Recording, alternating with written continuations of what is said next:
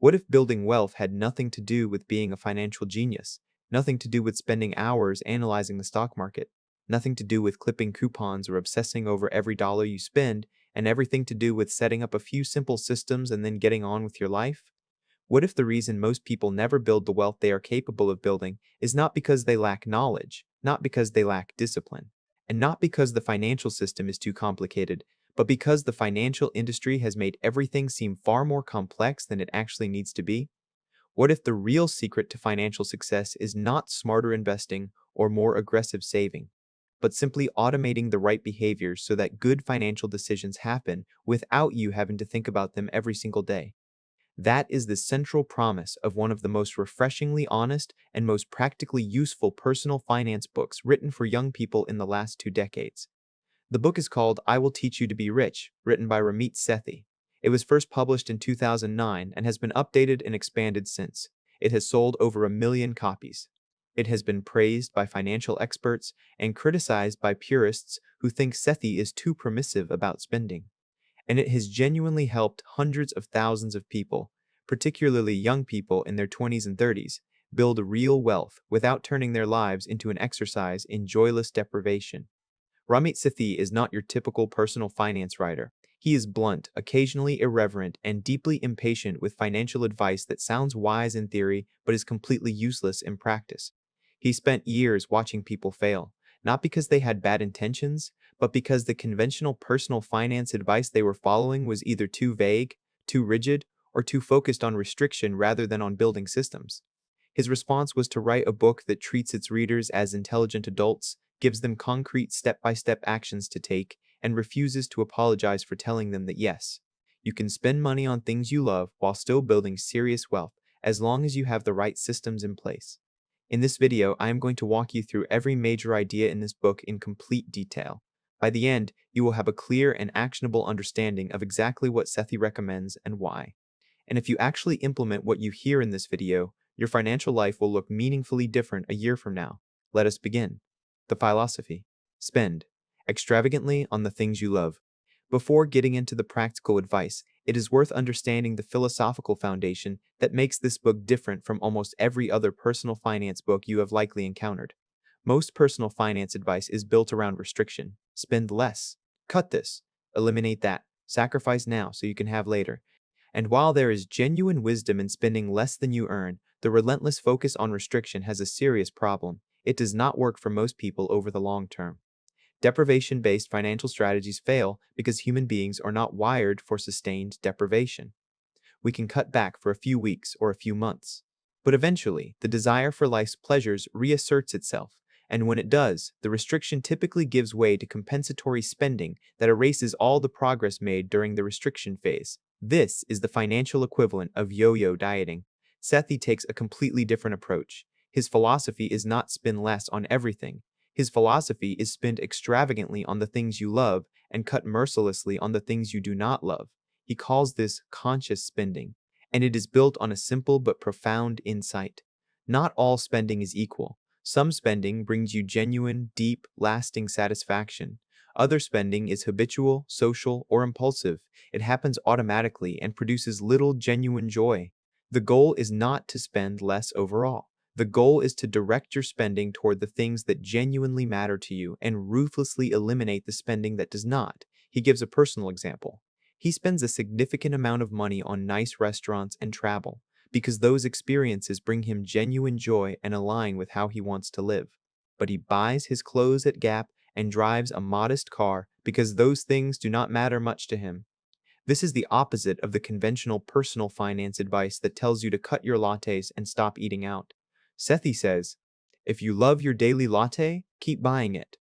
But if you're spending $200 a month on a gym membership you never use, that is mindless spending that you should eliminate immediately. The rich life, as Sethi defines it, is not the same for everyone. It is specific to what you actually value, and building your financial system around your actual values, rather than around a generic template of frugality, is what makes it sustainable.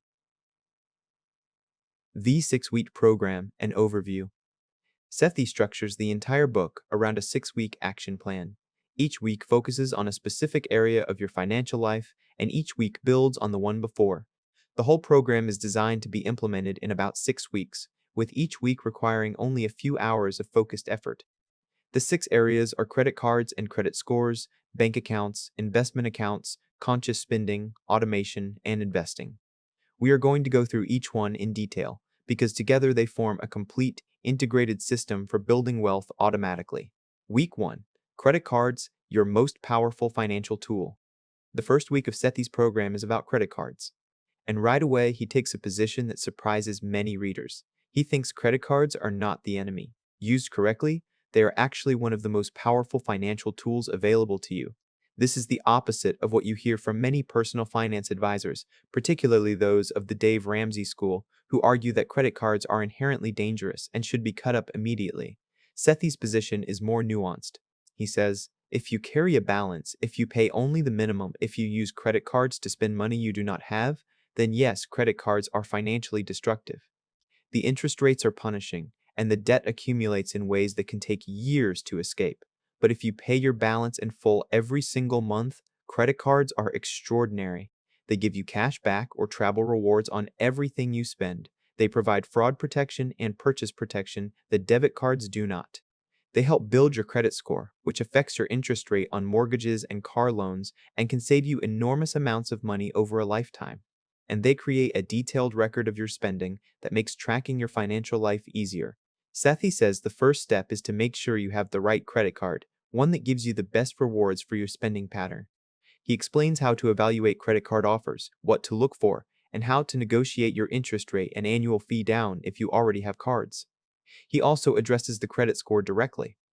Most people know their credit score matters, but have only a vague understanding of what it actually affects and how it works. Sethi explains that your credit score determines the interest rate you pay on mortgages, car loans, and other major debt, which means a higher credit score can save you tens of thousands of dollars over the course of a 30-year mortgage. He explains exactly what factors influence your credit score: payment history, credit utilization, length of credit history, new credit, and credit mix, and gives clear, actionable advice for improving each one. The key message of week 1 is this: optimize your credit cards, pay them in full every month, and treat them as the powerful financial tools they are, rather than as something to fear and avoid. Week 2. Bank accounts, the infrastructure of your financial life. Week 2 is about bank accounts, and Sethi makes a point here that surprises most people. The bank accounts most people are using, the ones offered by the big traditional banks that everyone knows, are almost certainly the wrong accounts for building wealth. The problem is the interest rate. Most traditional savings accounts at big banks pay an interest rate that is essentially zero, a fraction of a percent, so low that the interest earned in a year might not even cover a single cup of coffee. This matters more than most people realize. When you put money in a savings account, that money should be working for you, earning interest, while it sits there. If it is earning virtually nothing, you are leaving money on the table every single month. Sethi recommends switching to a high-yield savings account typically offered by online banks that have lower overhead costs and can afford to pay significantly higher interest rates. The difference might seem small month to month, but over years and decades, the compound effect of earning a meaningfully higher interest rate on your savings adds up to thousands of dollars. He also makes a distinction between checking accounts and savings accounts that most people blur. Your checking account is your spending account. Money flows in through your paycheck and out through your bills and day-to-day expenses. Your savings account is your storage account. It holds your emergency fund, your savings for specific goals, and any money you are accumulating before investing. Sethi recommends keeping these completely separate, ideally at different institutions. When your savings are in a different account from your spending money, you are psychologically less likely to dip into them impulsively. What you cannot easily see, you cannot easily spend. He also recommends optimizing for accounts with no fees, no minimum balances, and features that work well with the automation system he will describe later in the program. Week 3. Investment accounts. Getting started before you feel ready. Week 3 is about investment accounts, specifically retirement accounts, and Sethi is emphatic about one thing above all else here. The most important thing you can do with your investments is start now, not when you have more money, not when you understand the market better, not when things stabilize, now. He explains this with the mathematics of compound interest in a way that makes the stakes completely clear. He gives an example of two people. The first person, call her Sarah, starts investing $200 a month at age 25 and does so for 10 years. Then she stops completely and never invests another dollar. The second person, call him John, waits until he is 35 to start investing $200 a month and continues doing so every single month until he is 65, a full 30 years of investing. At retirement age, who has more money? Sarah, by a significant margin.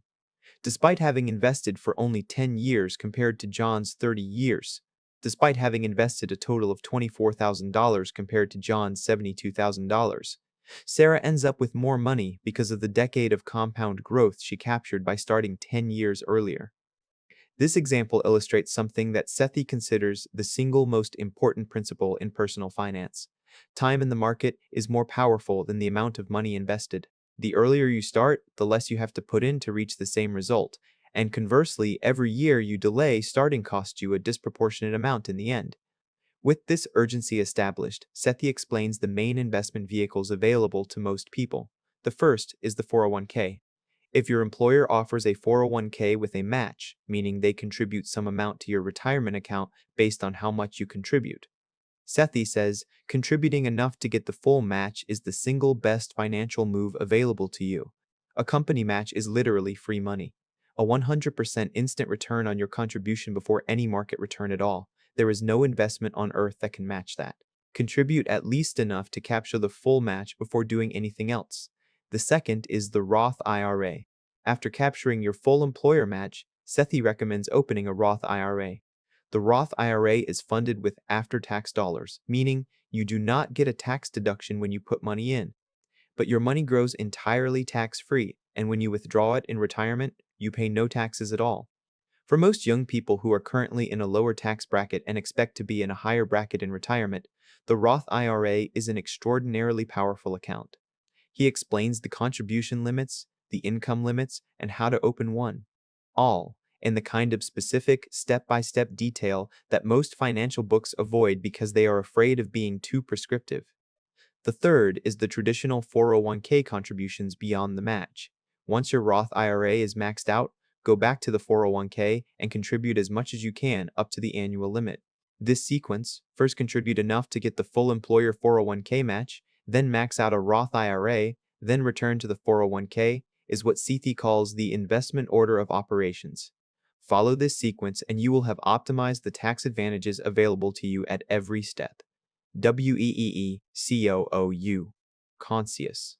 Spending, the budget that does not feel like a budget week 4 is where Sethi addresses spending. And he begins by saying something that might be the most refreshing thing in the book. He hates budgets. Not because budgets are conceptually wrong, but because in practice, for almost everyone, traditional line item budgets fail. People make them with good intentions, stick to them for a few weeks. Life happens. They go off budget for a perfectly understandable reason. They feel guilty, they abandon the budget entirely, and nothing changes. Sethi's alternative is what he calls the conscious spending plan. And the difference between a conscious spending plan and a budget is significant. A traditional budget tries to account for and control every single dollar. It is inherently restrictive and inherently rigid. When reality does not match the plan, which it never does perfectly, the plan feels like a failure.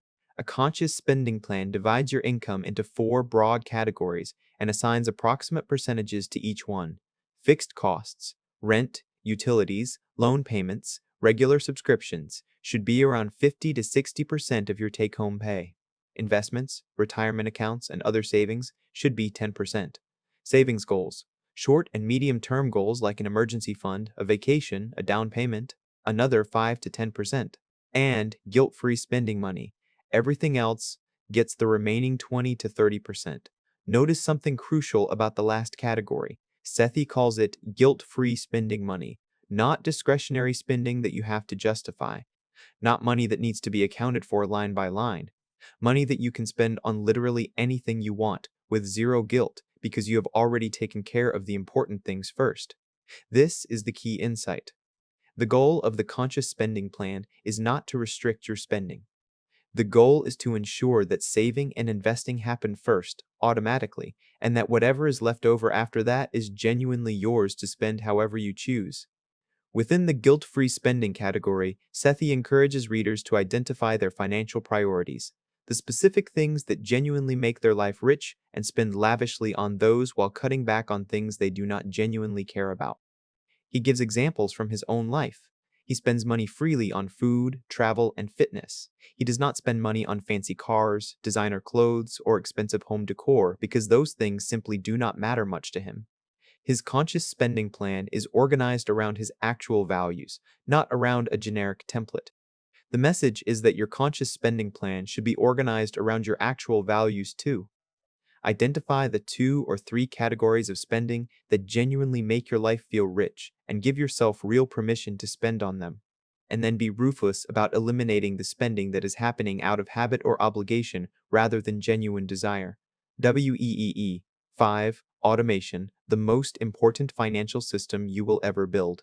This is the chapter that Sethi himself considers the most important in the entire book, and it is the idea that, more than any other, separates his approach from conventional personal finance advice. The chapter is about automation, about setting up your financial system so that the right money flows to the right places automatically every single month without requiring any willpower, any decision making, or any active management from you. Sethi says, the single biggest reason most people do not build wealth is not that they do not know what to do. It is that they have to make active decisions every month about whether to save and invest.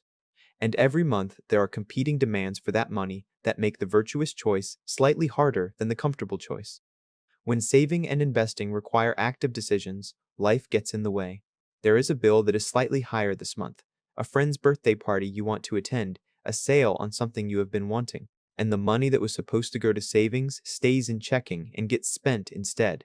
The solution is to remove the decision entirely, make it automatic, set it up once and then it happens without you. Here is how the automated system works in practice. Your paycheck arrives in your checking account. From there, an automatic transfer sends your predetermined savings amount directly to your savings account on the same day or the next day. Another automatic transfer sends your investment contributions to your Roth IRA.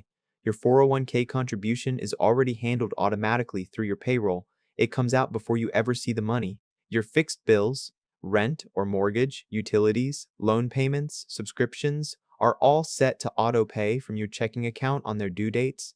And what is left in your checking account after all of this has happened is your guilt-free spending money. It is real and it is yours. You do not have to track it obsessively or feel guilty about spending it.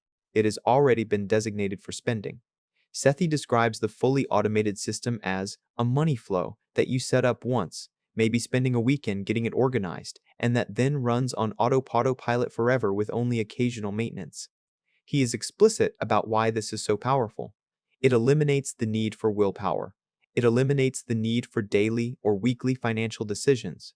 It eliminates the guilt and anxiety of wondering whether you are saving enough.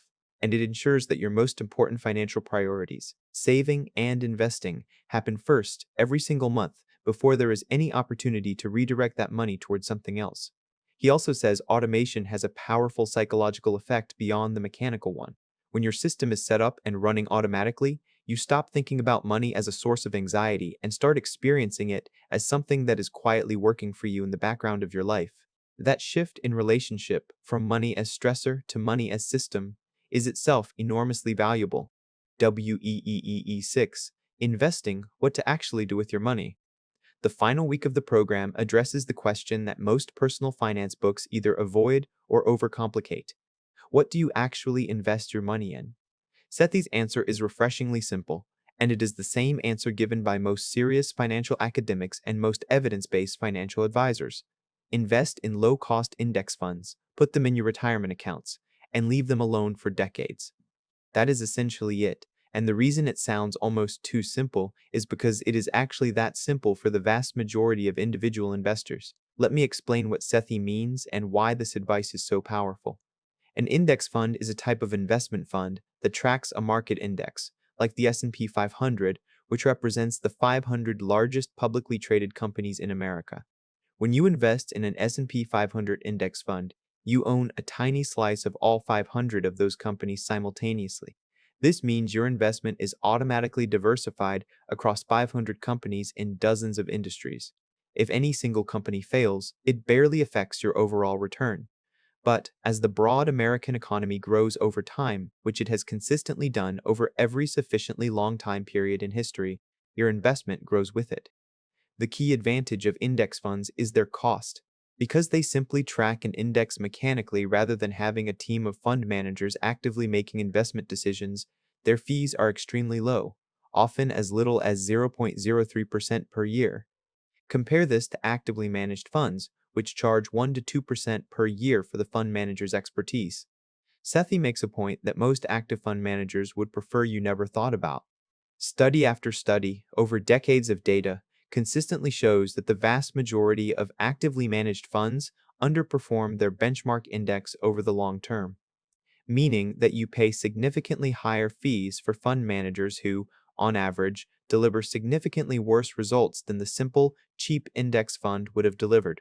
This is why Sethi, along with virtually every serious long-term investor and financial academic, recommends index funds over actively managed funds almost universally. He also addresses the concept of asset allocation, the mix between stocks and bonds in your portfolio. Stocks are higher risk and higher return over the long term. Bonds are lower risk and lower return. A simple rule of thumb Sethi suggests is that younger investors, with decades until retirement, should be heavily weighted towards stocks. As you approach retirement and can afford less volatility, you gradually shift more toward bonds. He recommends a specific type of fund called a target date retirement fund for people who want the simplest possible approach. These funds automatically adjust their asset allocation over time, more aggressive when you are young, more conservative as you approach your target retirement date, requiring essentially no management from you at all. For people who want a slightly more involved approach, he recommends a simple three-fund portfolio: a domestic stock index fund, an international stock index fund, and a bond index fund, rebalanced once a year. That is it. Not timing the market, not picking individual stocks, not following the financial news, just low-cost, diversified index funds consistently contributed to and left alone for the long term. The myth of financial expertise. Why you do not need a financial advisor. One of the things Sethi addresses with characteristic directness is the financial advice industry, and his assessment is pointed. He is not saying all financial advisors are useless or dishonest. He is saying that the vast majority of individual investors do not need a traditional financial advisor, and more importantly, that the traditional financial advisor model has a built-in conflict of interest that most clients never fully understand. Many financial advisors are compensated through commissions, meaning they earn money when they sell you financial products. This creates an incentive to recommend the products that generate the highest commissions for them, which are often not the products that are best for you. Actively managed mutual funds, annuities, and whole life insurance are examples of products that are aggressively sold by commission-based advisors and that are almost never the best choice for the client. Sethi says, if you follow the simple investment approach outlined in his book, you do not need to pay anyone for advice. You need a few hours of your time, a brokerage account, and the discipline to leave your investments alone. The money you save in advisor fees and in avoiding high-cost financial products will, over decades, add up to an enormous amount. He does acknowledge that there are legitimate, genuinely helpful financial advisors, specifically fee-only advisors who charge a flat fee or hourly rate rather than working on commission. These advisors have no incentive to sell you anything and can provide genuinely objective guidance. If you want professional advice, he recommends seeking out fee-only advisors specifically. But for the basic wealth-building strategy he outlines, automatic contributions to tax-advantaged accounts, invested in low-cost index funds, professional advice is not necessary. The psychology of money mistakes. Why smart people financially. Sethi spends time addressing the psychological patterns that cause otherwise intelligent, capable people to make consistently poor financial decisions, and his analysis here goes deeper than most personal finance books. The first pattern is what he calls the paralysis of too many choices. The financial world offers an overwhelming number of options for every decision: which bank, which credit card, which investment account, which funds within that account. And research consistently shows that when faced with too many options, people tend to make no decision at all. They freeze, they put it off, they tell themselves they will figure it out later. Later never comes. And in the meantime, they are leaving thousands of dollars in employer match on the table, earning nothing on their savings, and watching compound interest work for other people instead of for them.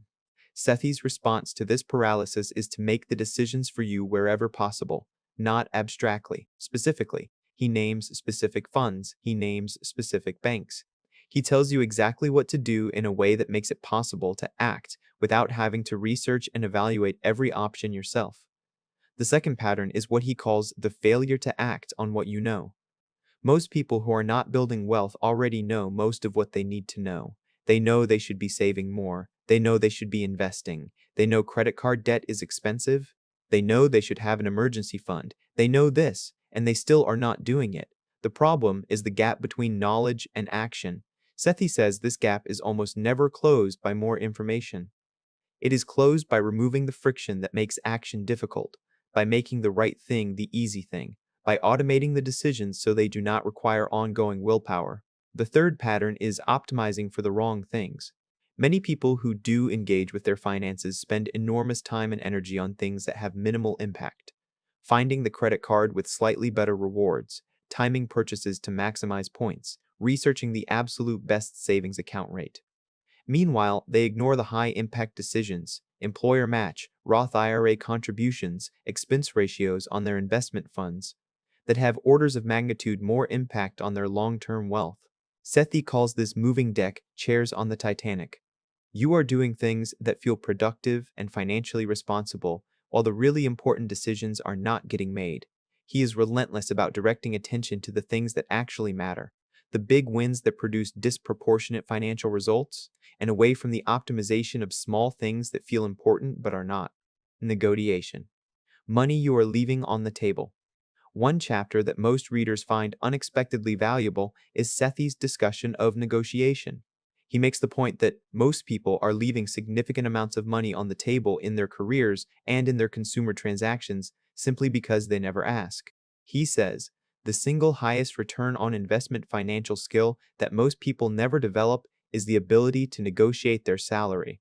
A salary negotiation that takes 30 minutes and results in a $5,000 annual increase produces $5,000 every single year going forward. Over a 20-year career, with compound raises built on top of that initial negotiation, that single conversation can easily be worth hundreds of thousands of dollars. And yet most people accept the first offer they receive or fail to negotiate at all because they are uncomfortable asking for more, because they are afraid of seeming greedy, because they do not know how to have the conversation. Sethi gives specific scripts for salary negotiation, actual words you can say in the actual conversation that take the paralysis out of the process. He explains how to research market rates, how to frame the conversation, how to respond to pushback, and how to ultimately get significantly more than the initial offer. He also applies this negotiation mindset to consumer transactions, interest rates on credit cards, annual fees, bank fees, cable bills. He says that most companies have retention departments specifically empowered to reduce your rate or waive your fee if you call and ask. Most people never call. The ones who do routinely save significant amounts with a 5-minute phone call. The underlying message is that the financial world is far more negotiable than most people assume. And the simple habit of asking, professionally, politely, and with genuine preparation, consistently produces results that passive acceptance never does. The rich life. What this is all actually for.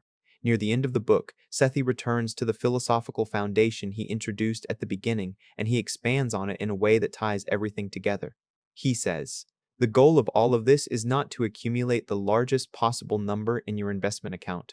The goal is to build a life that you genuinely love. A rich life in the fullest sense of the word. And he says that what a rich life looks like is completely personal. For some people, it means traveling the world. For others, it means buying a house and raising a family in a specific neighborhood. For others, it means working on creative projects without financial pressure. For others, it means retiring early and spending their time however they choose. The financial system he has outlined in this book is not the goal. It is the foundation that makes the goal possible. When your financial life is organized, automated, and building wealth in the background, you are free to focus on the things that actually make your life feel rich to you. The relationships, the experiences, the pursuits, and the contributions that genuinely matter. He is blunt about something that most financial books dance around. Building wealth takes time. The system he describes works. He has the data and the thousands of reader success stories to prove it, but it works over years and decades, not weeks and months. there is no shortcut. There is no version of this that produces results in 30 days. But here is what he says about that timeline. The beautiful thing about the automated system is that once it is set up, it runs without you. You are not required to think about it every day. You are not required to sacrifice your quality of life in the present for some distant future payoff. You set it up, you live your life, and you check in periodically to make sure everything is still on track. He talks about the concept of big wins versus small wins. The conventional personal finance wisdom focuses relentlessly on small wins. Cut your spending here, save a few dollars there. And while small wins are not meaningless, they are far less impactful than the big wins. Negotiating your salary, optimizing your investment accounts, capturing your full employer match, setting up automation.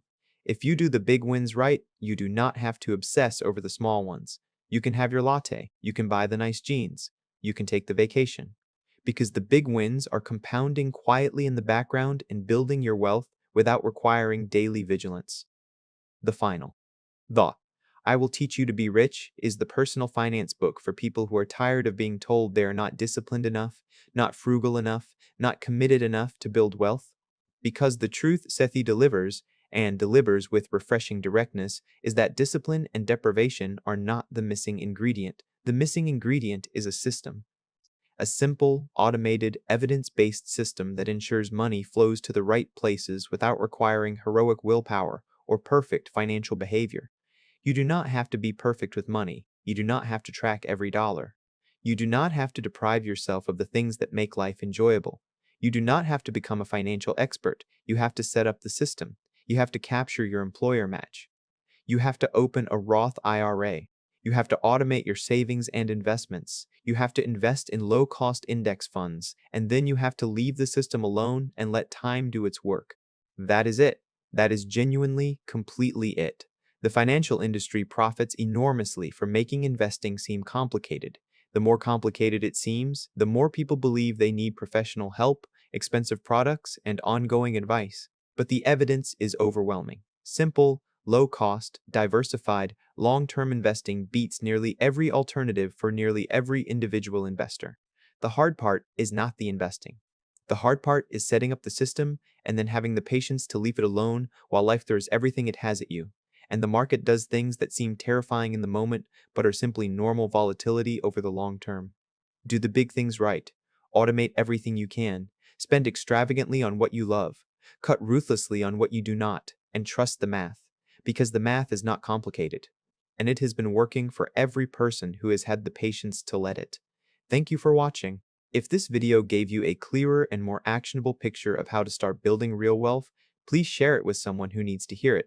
Subscribe for more deep book summaries every week. And I will see you in the next video.